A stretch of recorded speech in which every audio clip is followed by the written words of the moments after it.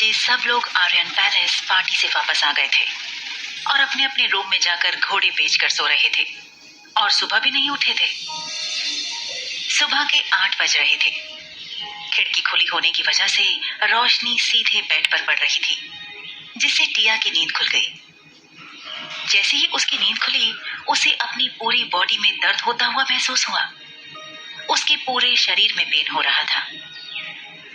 उसने सिर घुमाकर अपने बगल में देखा। अश्वथ मुंह के बल लेटा हुआ था और उससे चिपक कर सो रहा था। उसका हाथ टिया के ऊपर था।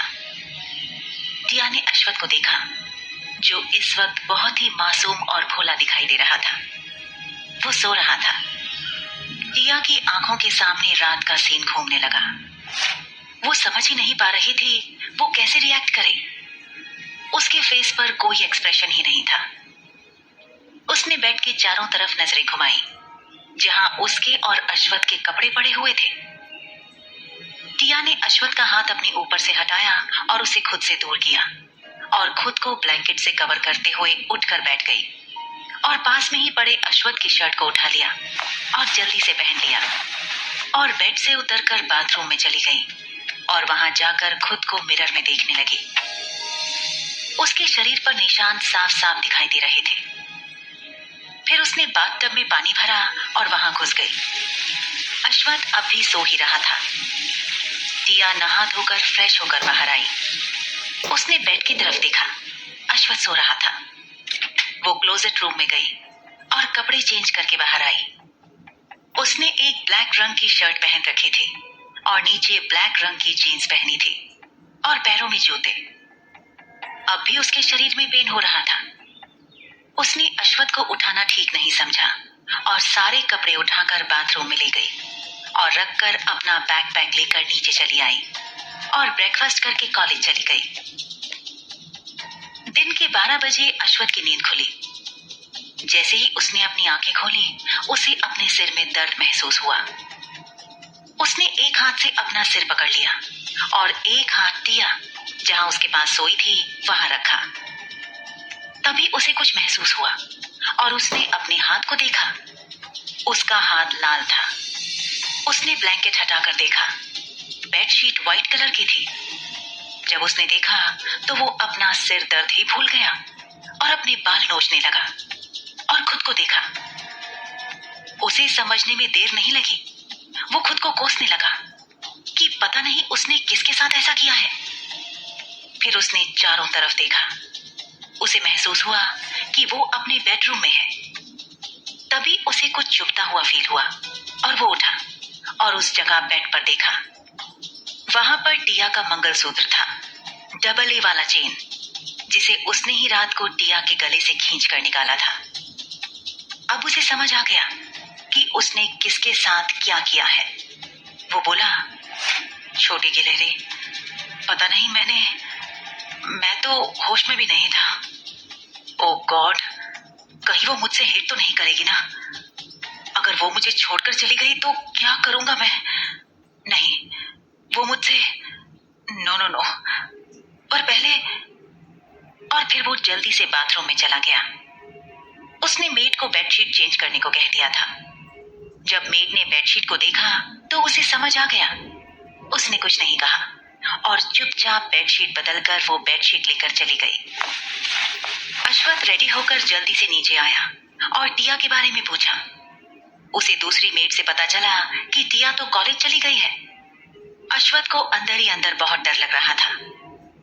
वो ऑफिस में ये सोच कर पागल हो गया था कि वो टिया से कैसे फेस करेगा।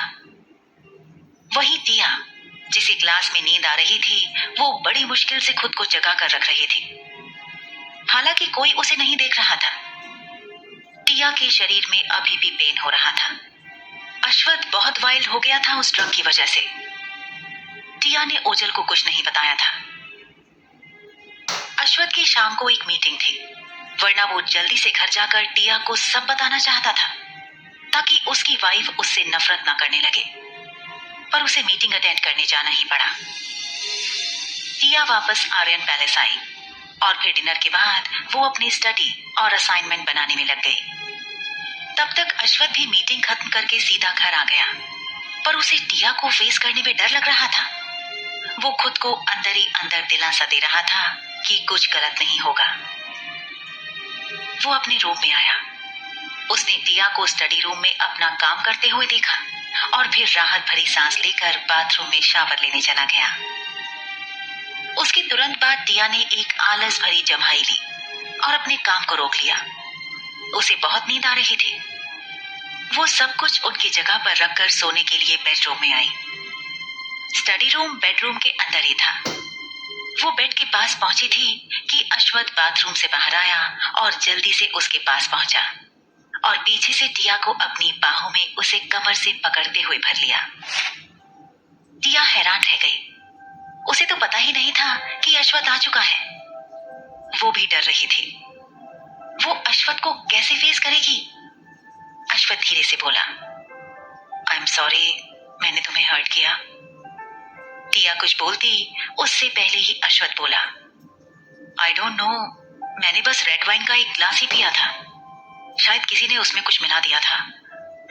मुझे नहीं पता मेरे साथ क्या हुआ था। मैंने तुम्हें हर्ट किया है। क्या तुम मुझसे नफरत करती हो? कहीं तुम मुझे छोड़कर जाने का तो नहीं सोच रही हो? टिया कुछ समझ नहीं पा रही थी। वो क्या बोले? वो सिर्फ इतना ही बोल पाई, मैं आपसे नफरत क्यों करूंगी? क्या आप चाहते हैं कि मैं आपको छोड़कर? वो इतना ही कह पाई थी कि अश्वथ ने उसे छोड़ दिया और उसे अपनी तरफ घुमाया और अब उसके चेहरे पर एक चमक आ गई थी। वो हल्का सा स्माइल करते हुए बोला, मैं बिल्कुल भी नहीं चाहता, ना कभी चाहूंगा कि तुम मुझे छोड़कर चले जाओ। और उसने लैंप रखे टेबल के ड्रॉर से वो डबल ए वाला चेन मंगलसूत्र निकाला और टिया के गले में पहनाने लगा। टिया ने इस वक्त अपना प्रिंसेस वाला नाइट ड्रेस पहन रखा था। अश्वथ उसकी गर्दन पर निशान देख रहा था जो उसने टिया को दिया था। उसने उस चेन को उसे पहना दिया और बोला, तुम सच में नाराज नहीं हो ना? टिया ने हाँ में सिर हिला दिया तो अश्वथ खुश हो गया और टिया के माथे पर अपने लिप्स रख दिए और उसके बाद टिया को अपने सीने से लगा लिया। टिया कंफ्यूज थी और उसे नींद भी आ रही थी। वो बोली, आपने डिनर किया? तो अश्वथ बोला, हाँ, अपने क्लाइंट के साथ लिया। क्या तुमने डिनर किया? तो टिया ने हाँ में सिर हिलाया और बोली, मुझे नींद आ रही है। उसने बहुत ही आलस में कहा तो अश्वथ ने उसे अपनी बाहों में उठा लिया। टिया अचानक से घबरा गई। अश्वथ ने उसे केयरफुली बेड पर लिटाया और बोला, गुड नाइट, और उसे ब्लैंकेट उड़ाने के बाद खुद भी लाइट बंद करके सो गया और टिया से चिपक कर सो गया। तो टिया की आंखें खुल गईं। वो बोली, क्या कर रहे हैं आप? अश्वथ कुछ नहीं बोला। वो तो खुश था कि टिया उसे छोड़कर कहीं नहीं जाएगी, ना ही वो उससे हेट करती है। वो अब छोटे से बच्चे की तरह टिया के शोल्डर पर सिर रखकर उससे लिपट गया। टिया बोली, आप ऐसे बच्चे की तरह रिएक्ट क्यों कर रहे हैं? अश्वथ ने कुछ नहीं कहा और अपनी आंखें बंद कर ली। टिया को कुछ समझ नहीं आया और वो सो गई। अश्वथ ने होटल शंघाई में जो कुछ हुआ वो विक्टर को पता लगाने के लिए कहा था। वो उस इंसान को ऐसे ही नहीं जाने दे सकता था। वो नींद में बड़बड़ाते हुए बोला, मैं तुम्हें कहीं नहीं जाने दूंगा। तुम हमेशा मेरे साथ रहोगी। I promise you little wife. मैं तुम्हें प्रिंसेस की तरह रखूंगा, छोटी गिलहरी। टिया ने ये सुना और अश्वथ को देखने लगी और बोली, इश सर, और अश्वथ को दूर करने लगी, जिससे अश्वथ की नींद खुल गई और उसने टिया को देखा। टिया बोली, आपको नींद में बोलने की आदत है क्या? तो अश्वथ बोला, तुम जाग रही हो? तो टिया बोली, हाँ, क्यों? आप ऐसे बच्चे जैसे हरकत करोगे तो नींद कहां से आएगी? तो अश्वथ के होठों पर एक डेविल स्माइल आ गई और वो बोला, लेट्स डू इट। टिया को कुछ समझ नहीं आया। जब तक उसे समझ आया, अश्वथ ने उसे बाहों में भर लिया। सुबह अश्वथ की आंख खुल गई। उसने अपनी बाहों में सो रही अपनी प्यारी वाइफ को देखा। उसने टिया के नेक को देखा। जहां उसने टिया को लव बाइट्स दिए थे। वो खुश था कि टिया ने उसे एक्सेप्ट कर लिया था। वो टिया के बालों के साथ खेलने लगा। तभी उसका फोन बजने लगा। उसने अपनी एक हाथ से लैंप टेबल पर रखे फोन को पकड़ा और कॉल रिसीव किया और बोला, कुछ पता चला? तो विक्टर बोला, हाँ पता चला ना, वो नागिन। तो अश्वथ बोला, नागिन? विक्टर ने कहा, अरे वो चार्वी सहाय जो तुम्हारे पीछे पड़ी है, उसने ही वेटर को पैसे का लालच देकर तुम्हारे वाइन में वो ड्रग्स मिक्स करके तुम्हें दिया था। तुम्हें पता है, उसने तुम्हें नॉर्मल डोज से ज्यादा हाई डोज दिया था। सच सच बताओ, तुम ठीक हो ना? उस ड्रग्स का पानी से नहाना इलाज नहीं है। अगर इंसान बात भी ले तो सिर्फ कुछ देर के लिए ही नशा उतर सकता है, वरना डॉक्टर के पास जाकर एंटीडोट की ही जरूरत पड़ती है। सच सच बताओ, कहीं तुमने कुछ गलत काम तो नहीं किया ना? अश्वथ बीच में ही बोला, बकवास बंद करो, मैं घर आ गया था। तो विक्टर चिल्लाते हुए बोला, कहीं तुम? तो अश्वथ बोला, क्या तुम पागल हो गए हो? मैंने उसके साथ कुछ नहीं किया, मैं अपने रूम में आ गया था। और वो कुछ बोल पाता उससे पहले विक्टर समझ गया और बोला, अच्छा, मतलब आदित्य तो जल्द ही चाचू बनने वाला है। वैसे तो उस नागिन ने अच्छा काम किया है तुम्हारे वाइन में ड्रग मिलाकर, वरना तुम इतने अनरोमांटिक हो कि तुमसे कोई उम्मीद ही नहीं थी। चलो, कम से कम इस वजह से हम सब चाचू तो बन ही सकते हैं। तो अश्वथ ने कुछ नहीं कहा, फिर बोला, उस लड़की को मैं छोड़ूंगा नहीं। सही टाइम आने दो और उसके फैमिली को इस चीज के लिए पे करना पड़ेगा।